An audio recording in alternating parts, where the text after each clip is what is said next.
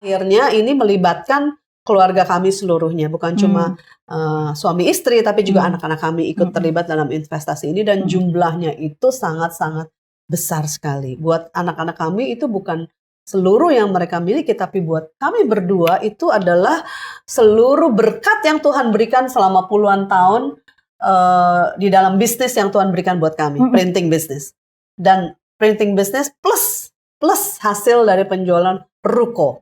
Sebentar. Jadi itu ini jumlahnya sangat-sangat besar. Jadi semuanya nih uang. Iya, seluruh uang kami investasikan di situ. Waktu itu.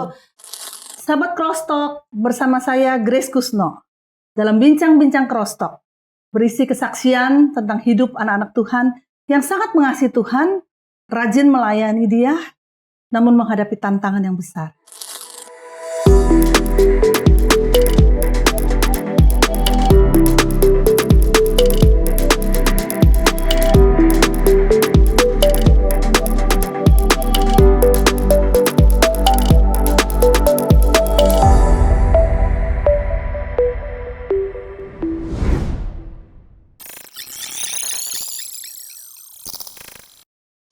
Nah, sahabat Crosstalk, mungkin kita tidak pernah mengalami diperhadapkan pada kondisi bahwa satu kali kita akan kehilangan semua yang kita miliki demi untuk kita bisa tetap beriman, mengikut Tuhan, berjalan mengiring Dia tanpa menyerah. Nah, itu yang kurang lebih terjadi atas narasumber kita. Kehilangan pegangan ke depannya, masa depannya, bukan hanya sedikit, tapi seluruhnya terjadi atas kedua narasumber yang akan saya kenalkan saat ini.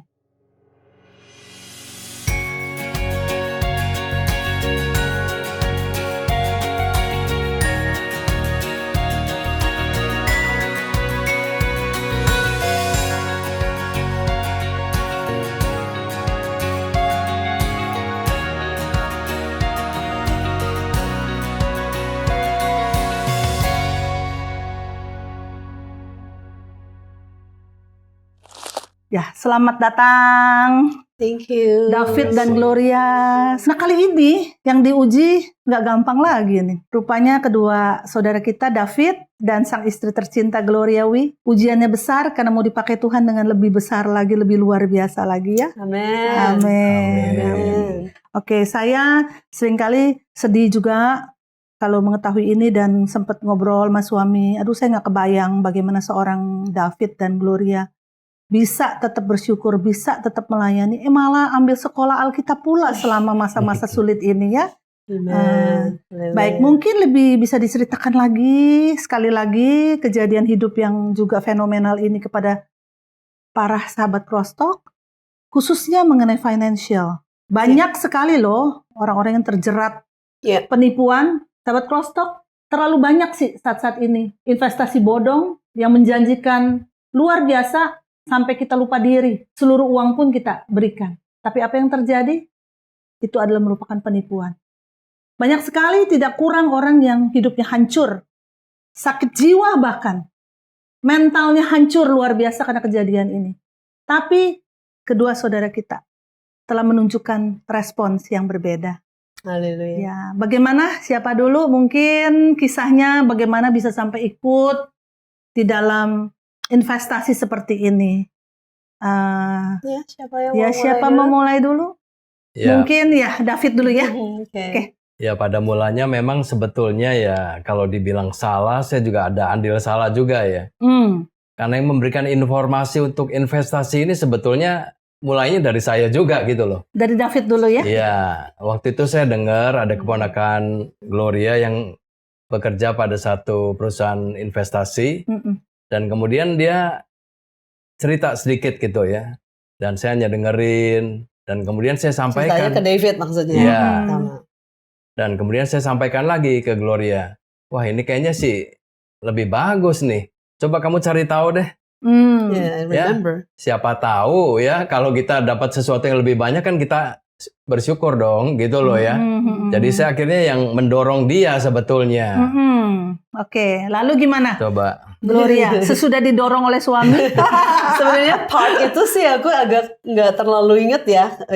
Inget sih sekarang sesudah dia cerita. But by the grace of the Lord, waktu itu aku nggak ingetnya tuh nggak kayak gitu ya.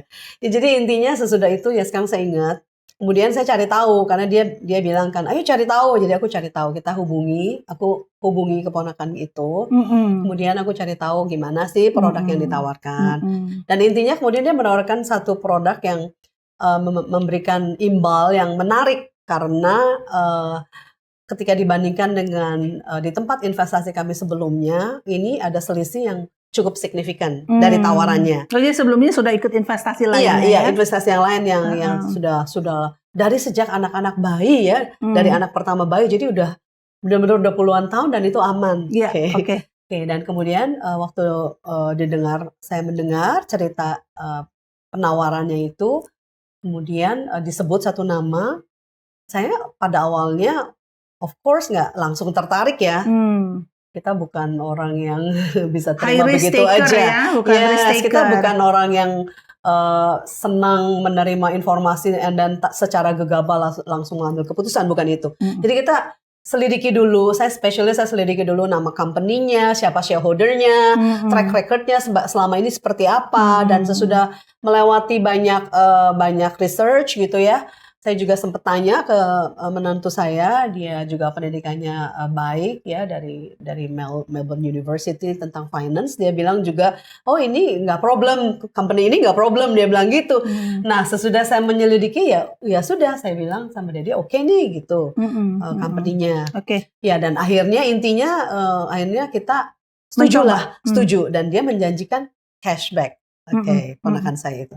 Nah intinya itu terjadi ketika investasi di tempat yang sebelumnya itu sudah jatuh tempo, pas dia sudah jatuh tempo, jadi kami tarik. Jadi bukan saya tarik, tapi memang sudah jatuh tempo. Seolah-olah ini kesempatan Tuhan lah yang Tuhan beri untuk dapatkan yang lebih baik. Seperti itu, betul. Nah jadi karena waktunya pas gitu, yang ini jatuh tempo, ya itu akhirnya kita sempat diskusi gitu loh gimana, dan dimasukkan ke berpindah gitu dari yang jatuh tempo ini berpindah investasi gitu loh, karena kita kita tertarik dengan cashbacknya, intinya gitu ya.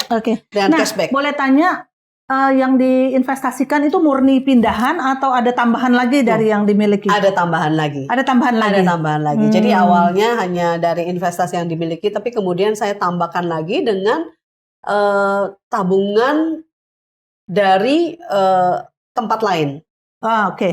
Jadi bertambah begitu, jumlahnya bertambah. Dan kemudian awalnya masuk seperti itu, tapi karena kemudian udah berjalan 1-2 bulan, kemudian imbalnya menarik, kemudian cashbacknya juga menarik, saya tawarkan kepada anak-anak kami, gitu loh, dan disambut dengan baik karena yang menawarkan mami, which they trusted, of course. Betul. Jadi mereka ikut gitu. Dan intinya adalah akhirnya ini melibatkan keluarga kami seluruhnya, bukan cuma suami istri, tapi juga anak-anak kami ikut terlibat dalam investasi ini, dan jumlahnya itu sangat-sangat besar sekali. Buat anak-anak kami itu bukan seluruh yang mereka miliki, tapi buat kami berdua itu adalah seluruh berkat yang Tuhan berikan selama puluhan tahun di dalam bisnis yang Tuhan berikan buat kami, printing business. Dan printing business plus hasil dari penjualan ruko. Sebentar. Jadi itu jumlahnya sangat-sangat besar. Jadi semuanya nih uang? Iya, seluruh uang kami investasikan di situ. Waktu itu hanya 6 bulan gitu, dengan tujuan untuk mendapatkan cashback, dan sesudah itu saya akan kembalikan ke investasi yang sebelumnya, intinya gitu.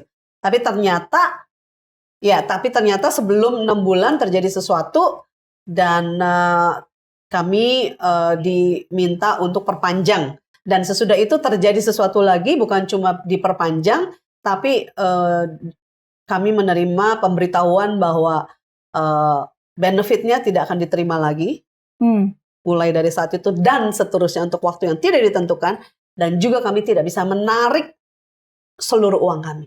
Seluruhnya tidak bisa ditarik. Jadi 6 bulan pertama itu masih masuk dia punya bunga-bunganya itu? Oh iya, beberapa bulan pertama itu masih masuk. Masih masuk, iya. Jadi menjelang 2-3 kali ya? Ada sekitar 4 atau 5 kali. Menjelang akhir habis, diminta diperpanjang perpanjang dan another 6 tanpa months. pemberian bunga lagi ya. Oh enggak, waktu itu masih diberikan terus, bunga. terus, Jadi terus. mungkin masih berjalan 1 kali diberikan bunga, tapi enggak, belum sempat diberikan bunganya, udah Oke. ada Nggak lagi apa-apa. pemberitahuan dan itu Tidak cut boleh off seluruh benefitnya cut off. selesai, dan juga kita tidak punya akses menuju ke uang kita, tidak bisa diambil. Totally seluruhnya tidak bisa diambil. Wow. Jadi itu Nah, bagaimana tuh? benar. Bagaimana bisa sampai juga seluruh harta diinvestasikan ke satu hal gitu? Ya, itu Bagaimana? adalah kebodohan yang jangan pernah diulang ya. Sebenarnya kita udah tahu, especially kita udah tahu bahwa don't put all your eggs in one basket. Itu pepatahnya, jangan taruh semua telurmu di dalam satu basket. Itu kita sudah tahu, tapi karena berpikir ini cuma 6 bulan, saya berpikir cuma 6 bulan gitu. Nah, itu pikiran yang salah. Berapapun bulan itu, sekalipun hanya 1-2 bulan, jangan pernah menaruh all your eggs in one basket. Itu wisdomnya. Iya. Jangan dilanggar gitu. Itu pelajaran yang paling utama. Iya. Ya, sahabat Crosstalk, itu ada pelajaran yang paling penting ya. Jadi kadang-kadang kita terburu nafsu dengan ini semuanya. Padahal kita tahu kalau kita mau salah satu daripada resep ataupun pengetahuan yang harus kita sama-sama hayati. Investasi di satu tempat dengan uang kita harusnya dari uang yang seharusnya uang kelebihan kita. Bukanlah seluruh uang kita yang kita investasikan. Kalau investasi selalu ada risknya, ada resikonya. Jadi kalau kita pertaruhkan semua, maka resikonya adalah 100% uang yang kita taruh itu. Itu sebabnya dianjurkan kalau kita mau investasi adalah dari kelebihan uang kita. Itu akan sedikit low risk jadinya. Baik. Ya, sebenarnya itu juga dari kelebihan uang kita tidak pakai. Tapi yang masalahnya adalah seluruhnya itu kebodohan yang paling hakiki sih. Jadi saya waktu itu sempat mentertawakan kebodohan saya sendiri. Disisihkan untuk kebutuhan hidup nggak? Oh ya, kan ada bunganya tuh besar sekali. Bunganya tuh bisa. Dipikirnya bunga itu untuk kebutuhan hidup. Kan bunganya setiap bulan ditransfer ke rekening kita. Setiap bulan gitu.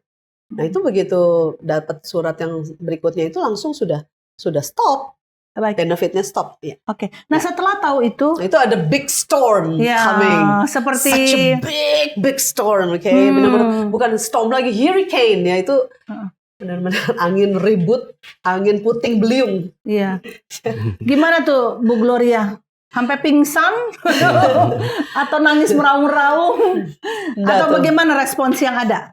Juga nanti Pak David bisa share responsnya apa? Dalam kasih karunia Tuhan tidak membuat kami berdua, especially aku yang paling merasa bersalah, tidak membuat saya panik atau tidak membuat saya jadi nangis pagi, siang, sore, malam, nggak bisa konsentrasi.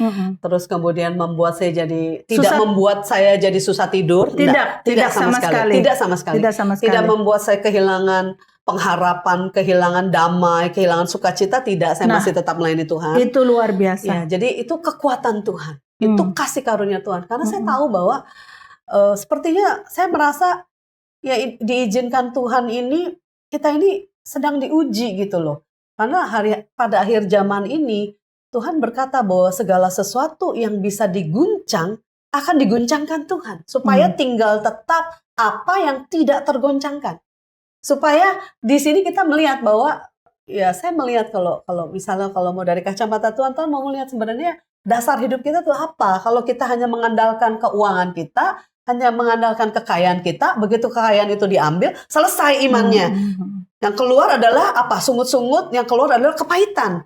Tapi Tuhan menguji, dan Tuhan, saya seperti melihat mata Tuhan melihat gitu loh, sesudah ini semua diambil, kita tidak kepahitan, kita tidak komplain ke Tuhan dengan mengatakan kata-kata yang tidak berkenan, dengan marah, apalagi marah kepada Tuhan gitu. Tapi saya belajar biasa. Itu kasih karunia Tuhan. Saya belajar melihat bahwa ya Tuhan mau lihat kita responsnya apa. Iya. Oke, gitu. kalau David responsnya apa? Ya pada mulanya sih memang ya saya pikir shock berat. Ya shock udah pasti ya, karena itu seluruh. Iya. Bukannya karena kita masih saya masih ada lagi nih nanti ya. Yang 10 lipatnya masih ada di sana misalnya. Ini sudah total. Atau kita masih punya investasi properti misalnya. Nggak ada, kita nggak ada apapun di luar, nggak ada apa-apa. Itu betul-betul sudah habis total. Itu belakangan baru saya tahu gitu loh. Nah sebetulnya ya kalau untuk marah harusnya pantas marah juga ya. Karena kalau orang udah desperate, udah habis-habisan, ya apalagi yang bisa dilakukan kalau nggak marah kan. Oke, Gloria gimana? Marah nggak suaminya? Enggak tuh, luar biasa ini suamiku nih. Aku sangat appreciate. aku sangat touch banget karena aku waktu itu aku takut ya. Aku pikir aduh kalau sampai suamiku marah mateng deh aku. Aku gini loh. Jangankan dia sebelum dia marah aja aku udah ngerasa sangat bersalah. Aku udah ngerasa I feel like so much heavy burden. Itu udah burdennya berat banget, bebannya berat. Kenapa? Karena kan Bukan uang kamu aja ya? Aku yang menyebabkan seluruh keluarga ini menderita.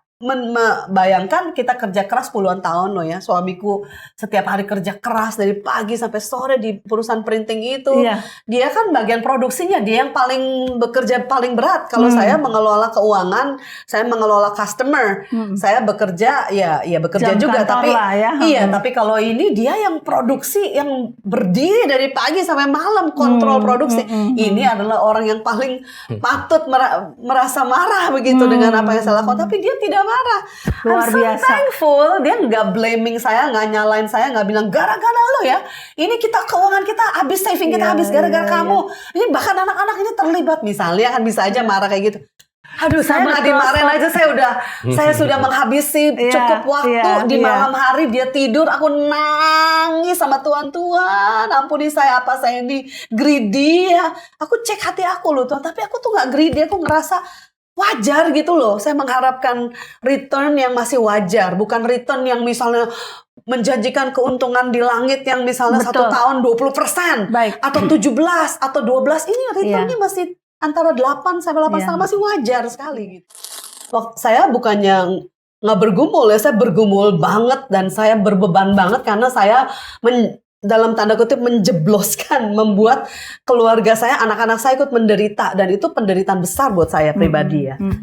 Saya merasa beban yang berat sekali. Jadi saya tuh sering teriak sama Tuhan malam. Sekali lagi saya selalu malam, tengah malam, bisa jam 2, bisa jam 3 gitu, saya bisa nangis. Aduh Tuhan, apa yang terjadi gitu loh. Karena sisa uang kita tuh nggak bisa cukup, paling cukup bisa hanya beberapa bulan benar-benar loh saudara. Ya kalau mau dituruti saya bisa marah besar juga waktu itu, akan komplain terus-menerus nggak habis-habis kan. Tapi kalau saya pikir lagi, semua sudah terjadi gitu loh. Kalau saya mau komplain juga bukannya saya akan tambah capek kan. Betul. Baik secara mental, secara pikiran, mungkin saya nggak akan bisa mengerjakan yang lain.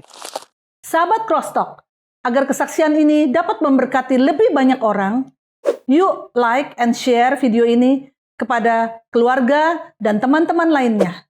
Bagi sahabat Crosstalk yang diberkati melalui kesaksian ini, mari berbagi di kolom komentar. Dan subscribe agar tidak ketinggalan kesaksian-kesaksian lainnya.